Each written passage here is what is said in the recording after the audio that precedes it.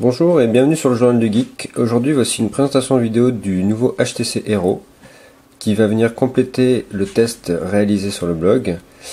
Comme vous le savez déjà, le HTC Hero est en fait le troisième mobile d'HTC qui tourne sur Google Android. Donc nous allons vous en faire une petite présentation à travers cette vidéo qui j'espère vous conviendra. Donc comme vous pouvez le voir déjà, nous avons droit à un petit packaging assez simple, cartonné. Hop, à l'intérieur on retrouve le mobile, évidemment, quelques notices, mais comme vous pouvez le constater, aucun CD d'installation de logiciel, puisque en fait Android est un système UMS qui suffit de brancher sur n'importe quel ordinateur, PC, Mac, et ce dernier sera reconnu comme disque dur. Par contre, HTC fournit sur le mobile un logiciel pour synchroniser ses contacts Outlook par exemple sous Windows. Dans la boîte, nous avons droit à une paire d'écouteurs, kit main libre en fait. Cette paire d'écouteurs est équipée d'une petite télécommande, un peu comme celle qu'on retrouve sur l'iPhone, et évidemment d'un micro. Nous avons ensuite un câble USB,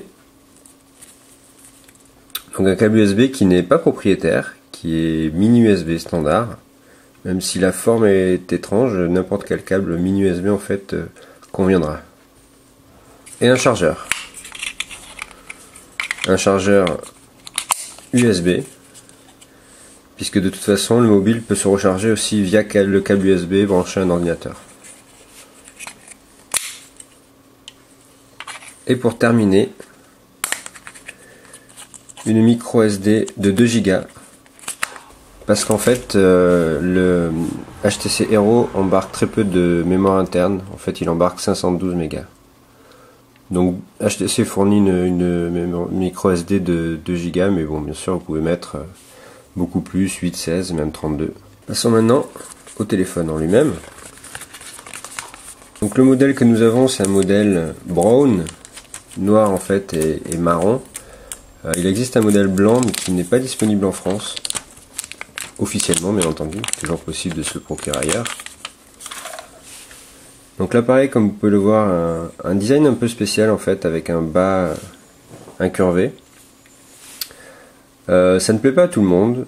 Personnellement j'en suis assez fan. On retrouvait ce système peut-être moins angulaire sur le HTC Magic, ce qui était bien pratique parce qu'en fait ça permet de tenir facilement le mobile avec une main et de se servir du trackball. Donc après, concernant l'appareil, nous avons ici donc le port USB mini USB. Ici une prise jack standard 3,5.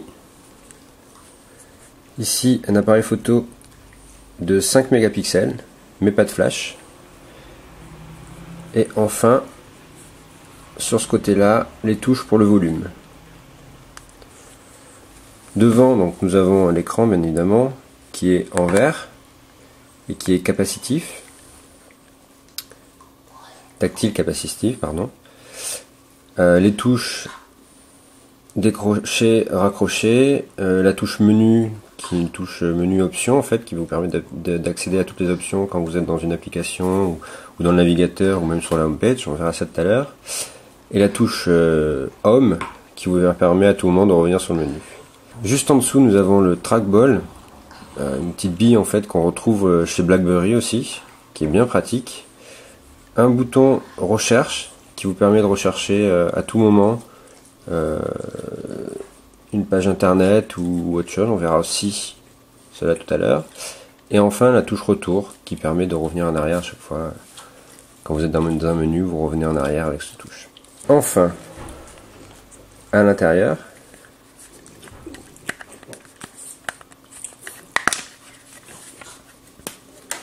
nous avons donc la batterie, l'emplacement pour la carte SIM, et juste ici, le petit slot pour la micro SD. C'est dommage qu'il faille à chaque fois enlever le capot du dos, mais bon, c'est ainsi. C'était déjà le cas sur le Magic.